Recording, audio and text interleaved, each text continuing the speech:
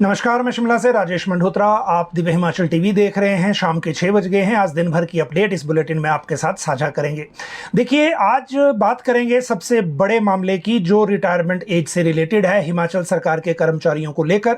और सरकारी जो सेटअप है उसमें रिटायरमेंट एज इस हलचल को लेकर सबसे बड़ी वजह रिटायरमेंट एज को लेकर इसलिए है क्योंकि कैबिनेट सब कमेटी जो रिसोर्स मोबिलाइजेशन के लिए बनाई गई थी, उस कैबिनेट सब कमेटी ने अपनी जो सिफारिशें हैं वो राज्य सरकार को सौंप दी हैं।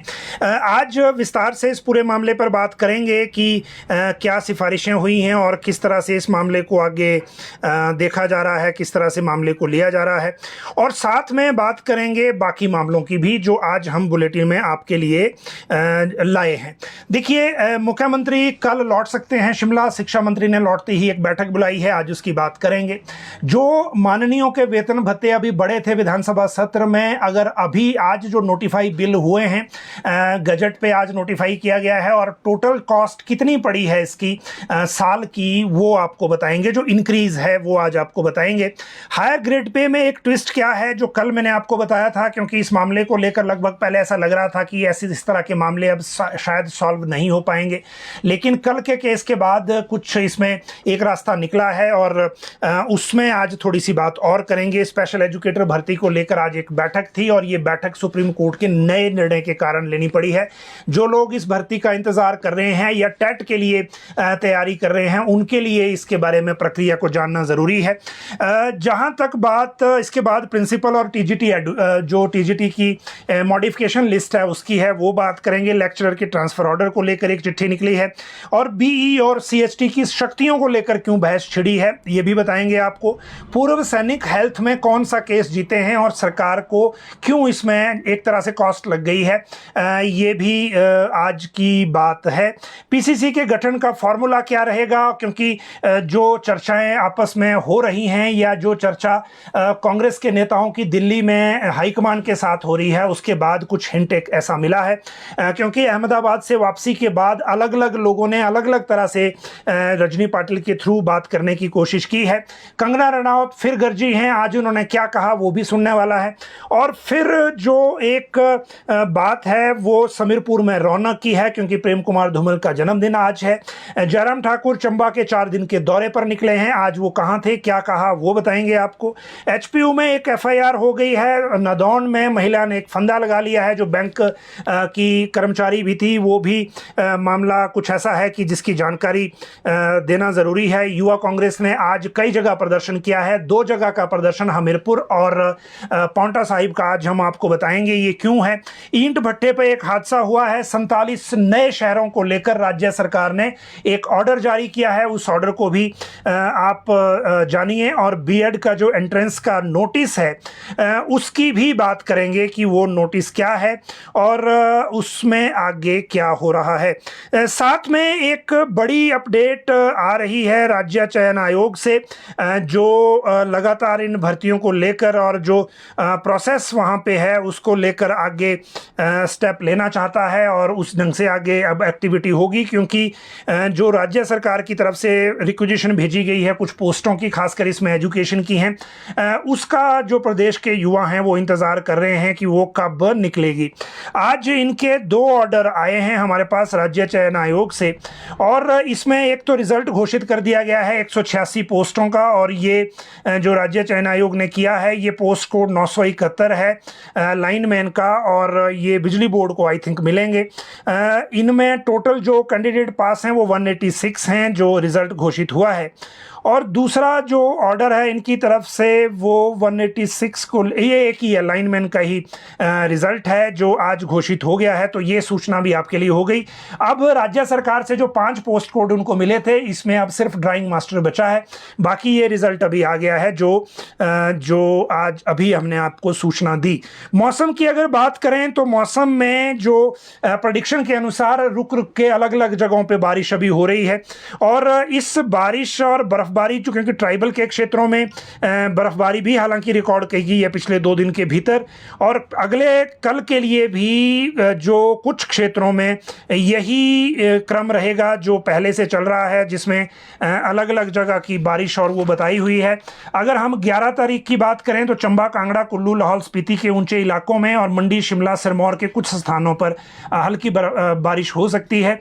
12 अप्रैल को लाहौल स्पीति, चंबा, कुल्लू, कांगड़ा के ऊंचे इलाकों पर हल्की बर्फबारिश की संभावना है, ये है। इसके बाद फिर कुछ दिनों के लिए मौसम जो है वो ड्राई रहेगा और उसी तरह के जो क्रम है वो आगे फिर चलेगा। लेकिन मौसम के बाद बात करेंगे और बीएड को लेकर एंट्रेंस का जो नोटिस हुआ है उसको लेकर, ये कंट्रोलर ऑफ एग्जामिनेशन एचपीयू के उन्होंने नोटिस जारी किया है बीएड को लेकर। और इस जो नोटिस दिया गया है, इस नोटिस के मुताबिक 2025-26 के सेशन के लिए सरकारी और प्राइवेट जो बीएड कॉलेज हैं उनके लिए ये एंट्रेंस एग्ज़ाम होगा। और इस एंट्रेंस एग्ज़ाम में जो शेड्यूल दिया गया है वो जो यूनिवर्सिटी कंडक्ट करेगी, यूनिवर्सिटी ऑन 27/5/2025 ट्यूसडे को, for which online application from eligible candidates are invited with effect from 10/4/25 से 12/5/25 तक लोग अप्लाई कर सकते हैं। और ये सरकारी और प्राइवेट दोनों बीएड कॉलेजों के लिए होगा। हिमाचल में प्राइवेट बीएड के पास 5000 से ज़्यादा की सीटें हैं, तो ये इसलिए ये इम्पॉर्टेंट जो सूचना है, क्योंकि बीएड को लेकर क्योंकि सीट्स ज़्यादा होती हैं इसलिए इसकी जानकारी देना ज़रूरी है। ईंट भट्टे पर एक हादसा हुआ है और ये इससे पहले आपको 47 शहरों को लेकर जो एक ऑर्डर है वो बात कर लें। और ये जो ऑर्डर है ये उन शहरों को लेकर है जिनको राज्य सरकार ने हाल ही में नए शहरी निकाय के रूप में नोटिफाई किया है। अब इनमें अगर मैं आपको बताऊं 47 टोटल हैं ये, और इसमें कुछ नगर निगम बनाए गए थे जैसे धर्मशाला, पालमपुर, मंडी, सोलन, बद्दी, हमीरपुर, ऊना।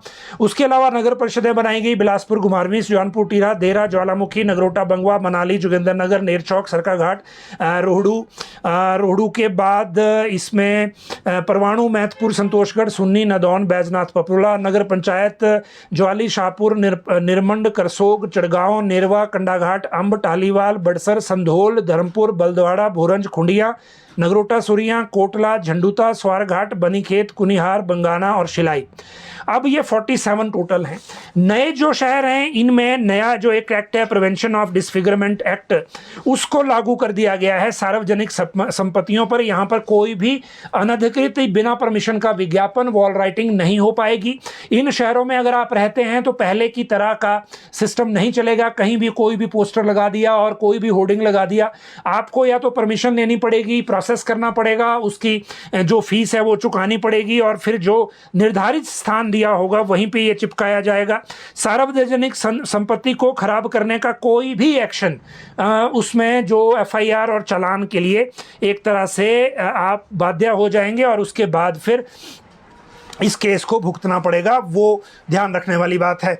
इसके बाद एक बड़ी अपडेट आ रही थी, वो ईंट भट्टे पर एक हादसा हुआ है, ये बंजाल में हुआ है और दीवार के नीचे कुछ जो मजदूर हैं वो दब गए, फिर वो घायल हो गए। हालांकि अभी तक कोई डेथ रिपोर्ट इसमें नहीं हुई है।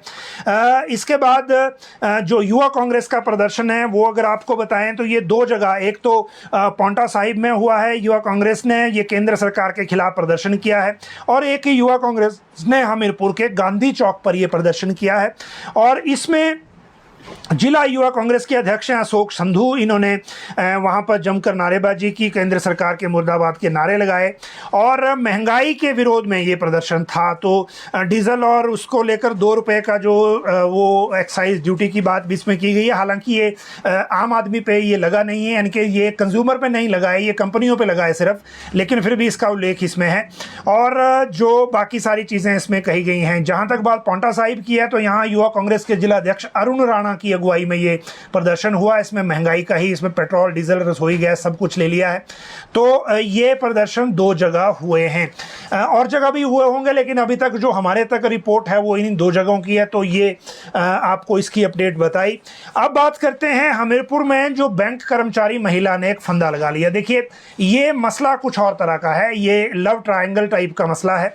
और हुआ ये कि ये सेरा गांव में एक महिला ने ये अपने पति को महिला बैंक कर्मचारी के साथ उसके किराए के कमरे में पहले पकड़ा, फिर उसके बाद झगड़ा हुआ, फिर इन दोनों को जो लोग वहां आए उनके सामने इन दोनों ने कबूल कर लिया कि वो जो है दोनों रिलेशन में हैं। उसके बाद पुलिस ने इन दोनों पक्षों को थाने बुलाया। जब थाने बुलाया तो इस लेडी ने ये कहा कि मेरे माता पिता आ रहे हैं, मैं उनके साथ ही आऊँगी। और उसके बाद पंचायत प्रधान और बाकी की उपस्थिति में जो इससे पहले कि ये थाने जाती, ये अपने कमरे में चली गई और इसने अपने चुन्नी से फंदा बनाकर वहाँ अपने कमरे में लटक गई। बाद में इसका पता लगा, फिर पंचायत प्रधान और जो पुलिस के लोग हैं वो वहाँ इकट्ठे हुए, उन्होंने जो सारी चीज़ें बरामद की। वहाँ बिस्तर पर एक सुसाइड नोट रखा था जिसमें लिखा था कि उसने अपनी मर्जी से आत्महत्या की है, इसके लिए किसी को परेशान करने की ज़रूरत नहीं है, ये भी लिख कर छोड़ दिया है। और जो लेकिन परिजनों ने इसकी हत्या का आरोप लगाया है और इसमें कड़ी कार्रवाई करने की बात की है। अब ये आगे भेजा है मामला पोस्टमार्टम के लिए और एफआईआर दर्ज कर ली गई है। तो ये आज जो केस है ये आया है सुजान नदौन में। ये आपको इसकी अपडेट दी। अब बात करते हैं इसके बाद एचपीयू में एक एफआईआर की। और एचपीयू में एफआईआर ये इसलिए हुई है क्योंकि दो छात्र संगठन का झगड़ा था। इन्होंने सुरक्षा कर्मियों से वहाँ हाथापाई की, इनकी शिकायत पे एफआईआर दर्ज की गई है और लॉ की एक छात्रा को जान से मारने की धमकी का आरोप लगाया गया है इस पर।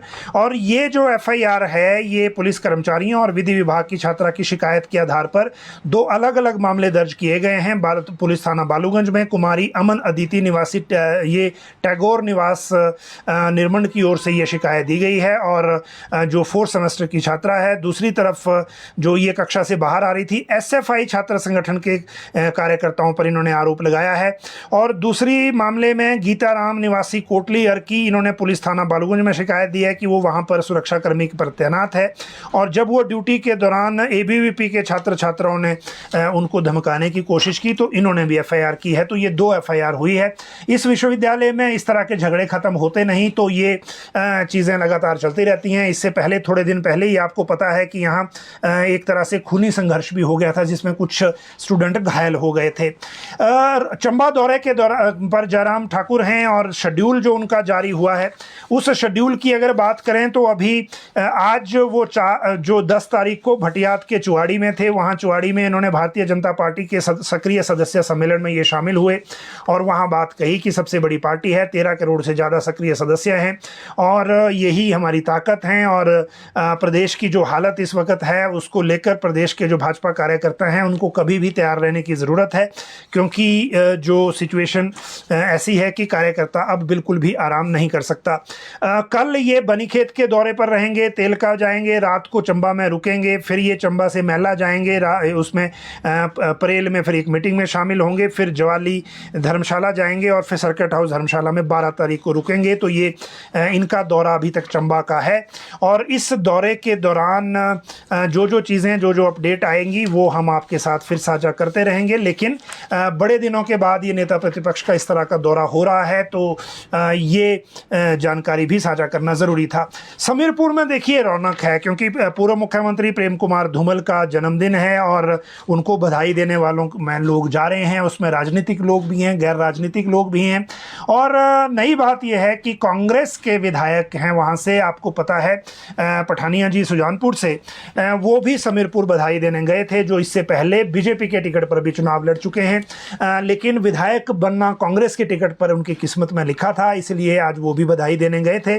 और बाकी जो नेताओं ने भी उनको जो मैसेज भेजकर प्रेम कुमार धूमल को बधाई संदेश भेजे हैं। इसके बाद अगली बात है और वो कंगना की बात है। देखिए कंगना आज सरकाघाट में थी और सरकाघाट इनका अपना गृह विधानसभा क्षेत्र भी है, मतलब गृह क्षेत्र भी है। वैसे गृह क्षेत्र पूरा संसदीय क्षेत्र तो मंडी है और यहाँ पर इन्होंने आज बात कही। आज कोई ऐसी बात नहीं है जैसे कल कह दी थी, लेकिन आज ये कहा कि मैं सिर्फ नाम की क्वीन नहीं हूँ, मैं काम की क्वीन हूँ। और जो यहाँ से कम ये भी कहा, ये देखिए सरकाघाट में मोही सरकाघाट और गोंटा में जनसभाएं की और वहाँ सांसद निधि से 50 लाख देने की घोषणा भी की और साथ में ये भी कह दिया कि सरकार फरक्का घाट से हालांकि उनको कम वोट मिले हैं, लेकिन विकास में कोई भेदभाव नहीं होगा। और यहाँ पे 4 लेन केंद्रीय विद्यालय और वो प्राथमिकता उनकी उस तरह की है ही। और प्रधानमंत्री मोदी ने नई दिशा दी है। जहाँ तक विक्रमादित्य सिंह पर कहा कि वो राजा हैं, राजा बाबू पहले बोलती थी, लेकिन इसमें कहा कि राजा हैं, मैं काम की क्वीन हूँ। तो ये फ़र्क दोनों में है। और सांसद निधि बढ़ाने की भी उन्होंने मांग की। इसमें जो विधायक जो लोकल विधायक हैं वो भी और जो बाकी लोग हैं वो भी इस दौरान मौजूद थे। अगली बात है, देखिए इसके बाद जो पीसीसी गठन के फॉर्मूला को लेकर, देखिए यहाँ पर अभी हिमाचल में प्रदेश कांग्रेस अध्यक्ष प्रतिभा सिंह हैं, लेकिन पीसीसी का गठन नहीं हुआ है। और यही कारण है कि दिल्ली में कांग्रेस के नेताओं की दौड़ भी लग रही है। अलग अलग लोग अलग अलग तरह से मिल रहे हैं। प्रतिभा पाटिल के प्रभारी बनने के बाद इस प्रक्रिया में थोड़ी तेजी भी आई है। अभी मुख्यमंत्री समेत 18 कांग्रेस लीडर, जिसमें कुछ मंत्री और जो पदाधिकारी शामिल हैं, वो गए थे अहमदाबाद, वापस आ गए हैं। दिल्ली में अलग अलग लोग अलग अलग टाइम पर जो इनके साथ प्रतिभा पाटिल के साथ मिले भी हैं और वो अलग अलग मुलाकातें हो ही रही हैं। और इसीलिए अब ऐसा लग रहा है कि पीसीसी के गठन को लेकर जल्दी फैसला होने वाला है।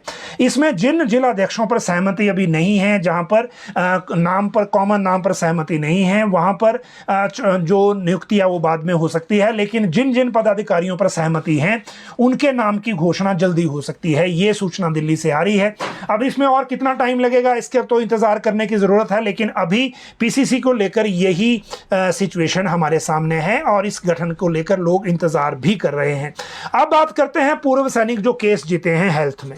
देखिए ये जो केस है ये पहले नवंबर 2022 का है। इसमें जजमेंट आ गई थी 9 नवंबर 22 को और जस्टिस तरलोक सिंह चौहान और वीरेंद्र सिंह का ये कोर्ट था। और इसमें जो पटिशनर्स हैं हेल्थ में वो हैं पूर्व सैनिक। इन्होंने कहा था कि इनकी जो अप्रूव्ड मिलिट्री सर्विस का जो पीरियड है उसको फिक्सेशन में काउंट किया जाए, इनको सीनियरिटी देने को लेकर, और जो कॉन्सिक्वेंशियल बेनिफिट हैं वो भी दिए जाएं साथ में। अगर सरकार उनको टाइम पे नहीं देती तो 9% ब्याज दिया जाए।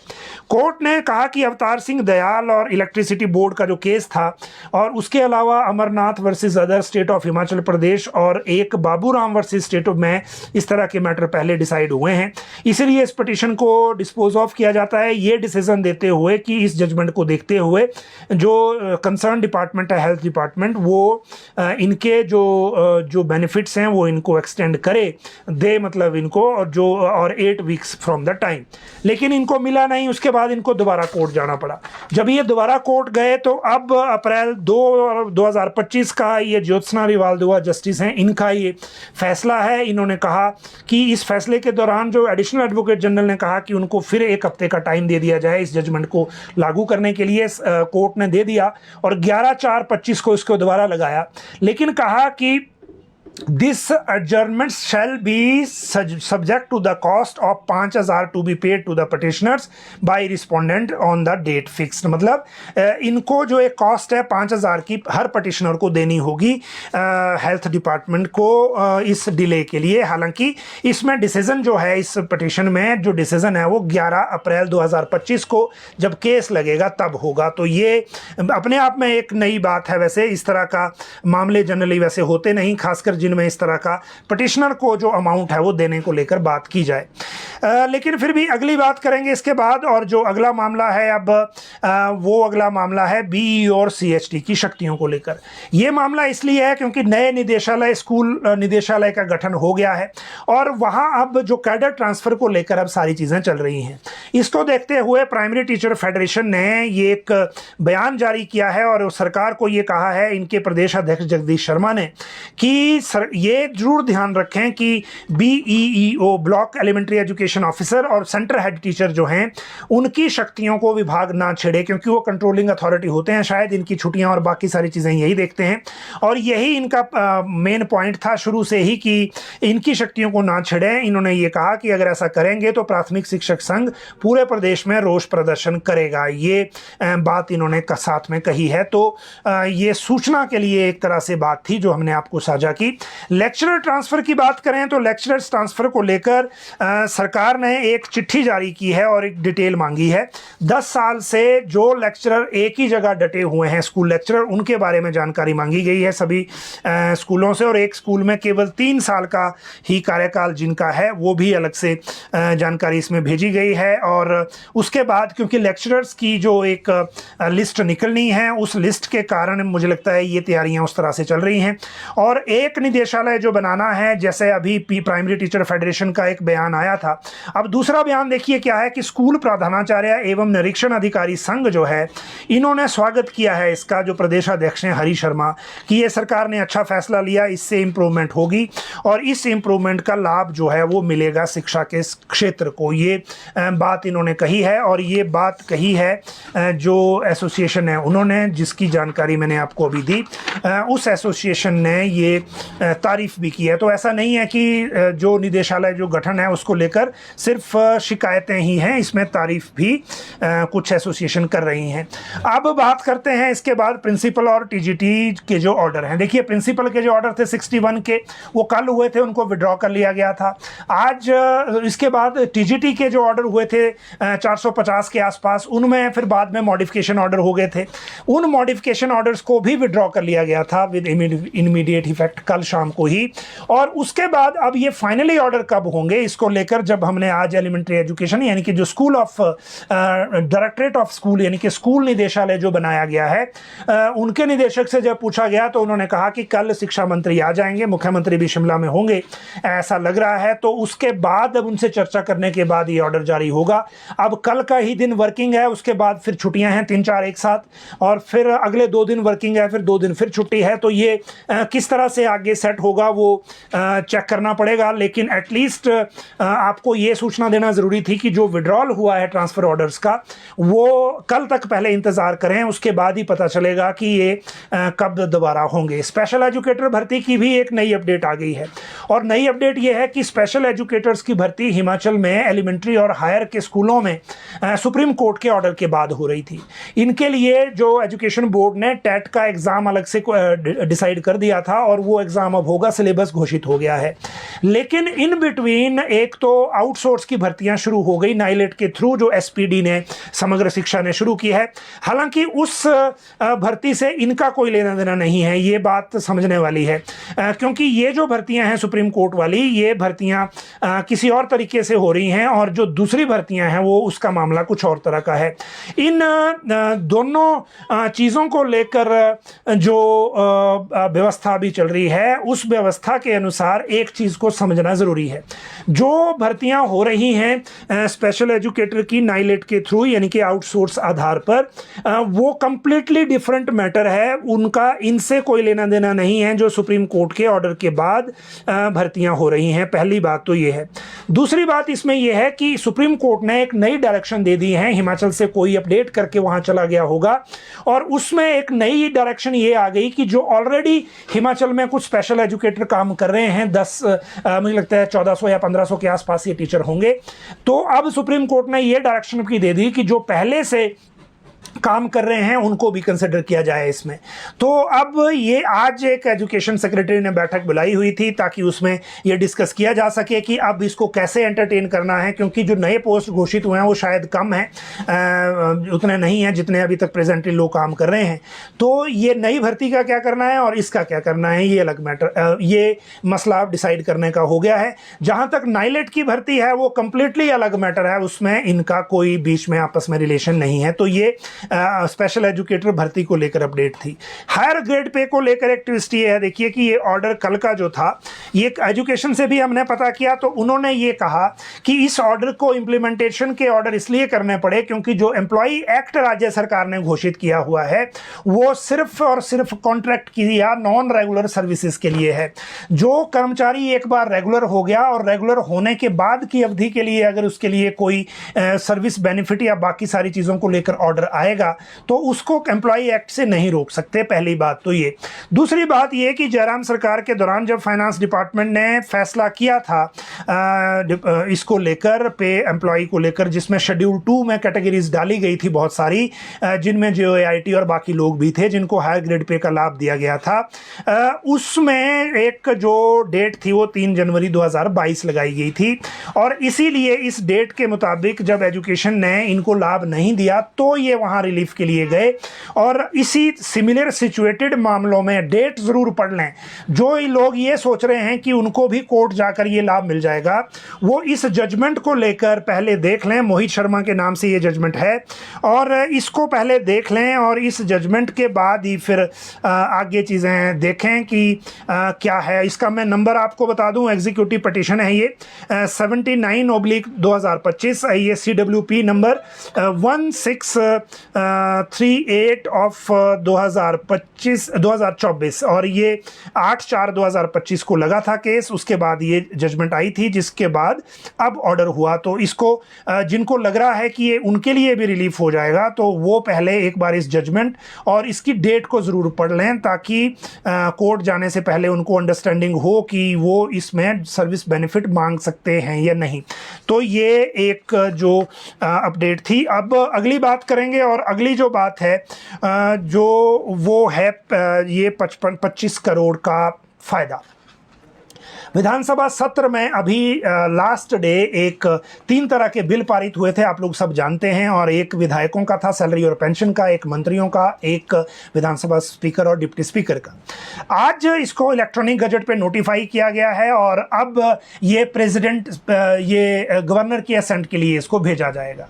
कॉन्स्टिट्यूशनल प्रोविज़न है, संविधान में व्यवस्था है कि सांसदों और विधायकों ने अगर अपना वेतन और भत्ते बढ़ाने हैं तो उनको खुद ही बिल लाना है और खुद ही पारित करना है। हालांकि इनके लिए व्यवस्था अलग होनी चाहिए, फिर इन पर भी सवाल नहीं उठेंगे अगर कोई ऐसा पे स्केल जैसा एम्प्लॉइज़ के लिए होता है वेतन आयोग, इस तरह का कोई बना दिया जाए। खैर वो मसला अलग है। लेकिन आज जब ये नोटिफाई किए गए तीनों इलेक्ट्रॉनिक गजट पर और ये गवर्नर को अब अप्रूवल के लिए भेजे जाएंगे तो उसमें एक फाइनेंशियल नोट होता है साथ में, वित्तीय ज्ञापन जिसको कहते हैं। इस वित्तीय ज्ञापन में ये लिखा गया है कि जो मंत्रियों का सैलरी बढ़ाई गई है अभी इन बिल के माध्यम से, उसमें सालाना 2 करोड़ अतिरिक्त खर्च होगा। यानी कि मंत्रियों को उनके खाते में सालाना 2 करोड़ अतिरिक्त बेनिफिट आएगा, चाहे वो पर्क्स के रूप में हो चाहे सैलरी के रूप में हो। ये अतिरिक्त वाला है, ये इन्हीं के जो फाइनेंशियल मेमोरेंडम है ये उसी का पार्ट है। दूसरा है जो स्पीकर और डिप्टी स्पीकर, इनकी भी जो सैलरी बढ़ी है उसका सालाना 35 लाख आएगा अतिरिक्त कॉस्ट इसमें, क्योंकि ये 2 ही लोग हैं, मंत्री जो हैं वो 12 हैं, तो 11 उसमें पोस्टें भरी हुई हैं और बाकी जो रैंक वाले हैं शायद उनका इसमें इफेक्ट नहीं आएगा शायद। लेकिन जो अब इसमें MLA और एक्स MLA हैं, सबसे ज़्यादा ये लोग हैं जिनकी वेतन भी बढ़ा और पेंशन भी बढ़ी, तो इनको जो एग्जैक्ट कॉस्ट आएगी वो आएगी 22 करोड़ समथिंग, मतलब 22 करोड़ से ऊपर इनका कॉस्ट है। तो ये टोटल जो कॉस्ट है वो 25 करोड़ के आसपास सालाना इंक्रीज़ की बन रही है। तो जो उस दिन हाँ की हाँ में रही है एक साथ, जिसमें भाजपा कांग्रेस दोनों एक सुर में एक साथ थे, वहाँ जो है जो कॉस्ट है टोटल वो अब सालाना कॉस्ट 24 करोड़ 25 करोड़ 24-35 तो कैलकुलेटेड है। बाकी जो भत्ते इसमें होते हैं और जो बाकी जो ट्रैवल लीव ट्रैवल या बाकी फ्री ट्रैवल कंसेशन या जो चीज़ें मिलती हैं वो इसमें काउंट नहीं हो पाएंगी क्योंकि उसका एक वैल्यू फिक्स्ड है। तो ये 25 करोड़ की कॉस्ट सालाना इंक्रीज़ हुई है इस मामले में। तो ये आज इनकी जो नोटिफिकेशन आई है उस नोटिफिकेशन के आंकड़े हैं। अब बात करते हैं शिक्षा मंत्री ने जो बैठक बुलाई है। देखिए मुख्यमंत्री और शिक्षा मंत्री दोनों वापस कल शिमला आ सकते हैं और आते ही बहुत सारे काम दोनों के लिए हैं, दोनों के लिए, बाकियों के लिए भी हैं, लेकिन कल सिर्फ वर्किंग डे है। परसों से फिर सरकारी छुट्टी शुरू हो जाएगी और छुट्टियों का शेड्यूल इस बार 20 तारीख तक लंबा चलेगा, बीच में सिर्फ 2 वर्किंग डे हैं। तो सरकारी कार्यालयों में आपको लोग अब कम मिलेंगे। कल मुख्यमंत्री अगर आएंगे तो मुख्यमंत्री को बहुत सारे मामले पहले इमीडिएट देखने हैं। एक तो विमल नेगी वाली जो जांच रिपोर्ट आई है वो देखनी है, पुलिस वाली जो इंक्वायरी है वो तो अब चल सकती है क्योंकि जो हरिकेश मीणा को भी बेल जो बढ़ गई है, लेकिन जो एडमिनिस्ट्रेटिव इंक्वायरी है वो जो पावर डिपार्टमेंट के पास है और वो शायद पुट अप हो जाएगी आगे के लिए, क्योंकि हाई कोर्ट में भी लोग इंतज़ार कर रहे हैं, इनकी फैमिली भी इंतज़ार कर रही है कि वो पिटीशन डालना चाह रही है सीबीआई इंक्वायरी को लेकर। और दूसरी तरफ बाकी जो लोग इसमें कनेक्टेड हैं वो भी है, और सरकार भी जो इंक्वायरी अभी 15 दिन का टाइम देके करवा ली, इस इंक्वायरी पे अगला एक्शन क्या होता है ये सरकार ने भी अभी करना है। तो एक तो काम यही है, और बाकी जो पिछले कैबिनेट के डिसीजन थे उनके रिव्यू और बाकी सारी चीज़ें वो भी चलेंगी। मुख्यमंत्री के लिए जो एक फैसला कैबिनेट में हुआ है, जो युक्तिकरण होना है सीनियर सेकेंडरी स्कूलों के मर्जर का और कॉलेजों के मर्जर का, वो फाइल पर ये नोट लग के आया है कैबिनेट से कि इसमें अलग से फाइल पर अप्रूवल मुख्यमंत्री से ली जाएगी, क्योंकि कितनी छात्र संख्या पर ये मर्जर करना है। कॉलेजों में 50 पर फिगर लगाना है, 75 लगाना है, 100 लगाना है, उसके बाद ये फैसला होगा। तो इस तरह के कई मामले हैं अभी करने के। दूसरी बात इसके बाद सबसे इंपॉर्टेंट है वो है शिक्षा मंत्री ने आके अपनी जो बैठक बुला ली है 11 बजे सचिवालय के 6th फ्लोर पर, और इस बैठक के लिए जो लोग बुलाए गए हैं वो देखिए, secretary education SPD SSA, director higher, director school education, additional joint deputy under secretary ये हैं, और एडिशनल और ज्वाइंट डायरेक्टर हैं जो निदेशालय से हैं। अब इसमें सारे एजुकेशन के पेंडिंग मैटर लगने वाले हैं। इसमें जो कैबिनेट में पिछली बार मामले गए थे जिनकी अभी नोटिफिकेशन नहीं हुई, उसमें अटल आदर्श विद्यालय हैं, उसमें RT रूल्स बदले थे जिनमें 5वीं और 8वीं में परीक्षा करनी है, वो भी अभी लगना है इसमें, वो भी अभी नहीं आया है। और NTT की भर्ती को लेकर है, ये फाइल मुख्यमंत्री कार्यालय को भेज दी है, और वहाँ डिस्कशन में अब डिसीजन होना है कि कब से भर्तियाँ ये शुरू करनी है। HPSCD ने करना है, क्योंकि 6200 के आसपास पोस्टें इसमें भरी जाएंगी, तो फिगर ज़्यादा है। और भी जो एजुकेशन के मैटर हैं वो सारे इस कल की बैठक में डिसाइड होंगे आगे, क्योंकि छुट्टियों का टाइम है फिर, तो इसीलिए शिक्षा मंत्री भी चाहते हैं कि ये टाइम से सारी चीज़ें कर ली जाएं। और जो रिक्विजिशन भेजी गई हैं उन भर्तियों का स्टेटस क्या है वो भी रिव्यू के लिए कल लिया जाएगा। तो ये हो गई शिक्षा मंत्री की बैठक की बात। अब बात करते हैं रिटायरमेंट एज की फाइल की। देखिए, रिटायरमेंट एज से लेकर बाकी सारी चीज़ों को लेकर जो बात है वो इसलिए बात है क्योंकि मुकेश अग्निहोत्री जो डिप्टी चीफ मिनिस्टर हैं, इनकी अध्यक्षता में मुख्यमंत्री ने रिसोर्स मोबिलाइजेशन के लिए कमेटी बनाई थी जिसमें 3-4 और मंत्री भी शामिल हैं। उस कमेटी में प्लानिंग एडवाइज़र प्लानिंग से लेकर सेक्रेटरी फाइनेंस भी उसमें मेंबर थे, और इन लोगों ने इकट्ठा होके रिसोर्स मोबिलाइजेशन के लिए एक रिपोर्ट तैयार की है। इस रिपोर्ट के 3 हिस्से हैं। पहला हिस्सा है कि केंद्र सरकार के साथ जो मामले उठाए जाने हैं, जिनमें लोन माफ़ी से लेकर लोन लिमिट की बढ़ाने से लेकर PDNA का पैसा, BBMB के पैसे से लेकर जो NPS का कंट्रीब्यूशन है उस पैसे को वापस लेने की बातें कही गई हैं। दूसरा स्टेप है उसमें कि सरकार अपने खर्चे कम करे, और उन खर्चों में है कि सरकारी गाड़ियों का फ्लीट 10% कम किया जाए। दूसरा है कि जो बस किराया है वो भी बढ़ाना है, वो ऑर्डर हो गया है, ऑर्डर क्या डिसीजन हो गया है, नोटिफिकेशन होना बाकी है। एक साथ में बात ये है इसके साथ कि HRTC का जो फ्लीट है उसको भी कर्टेल किया जा सकता है अगर घाटे के रूट हमने कम करने हो, लेकिन वो फैसला सरकार ने लेना है। इसके साथ साथ एक सबसे इम्पोर्टेंट बात क्या है कि एक्सट्रीम स्टेप्स का एक कॉलम दिया गया है कि सरकार को एक्सट्रीम स्टेप क्या लेने की ज़रूरत है। उन एक्सट्रीम स्टेप्स में सबसे पहले नंबर पर है रिटायरमेंट एज को बढ़ाने की बात। कैबिनेट सब कमेटी ये कहती है अपनी सिफारिश में कि हिमाचल में रिटायरमेंट एज 1 साल बढ़ाई जा सकती है, पहले 58 से 59 किया जा सकता है, और उसका वजह यह है कि 1 साल के लिए हमने पेंशन की देनदारी को कम करना है, मतलब ब्लॉक करना है। अगर हम एक्सटेंशन देते हैं, या एक्सटेंशन से तो चलो हो जाएगा, लेकिन रीएम्प्लॉयमेंट देते हैं या फिक्स्ड एमोलमेंट पे रखते हैं, उससे हमारा जो ये खर्चा है वो कम नहीं होता। इसीलिए लेकिन उसमें एक क्लॉज भी लगाया गया है कि सरकार ये देख ले कि जो नए रोज़गार पर इसका कोई ज़्यादा इम्पैक्ट ना आए, उसको भी देख ले साथ में, पहले ये सिफारिश में कहा गया है।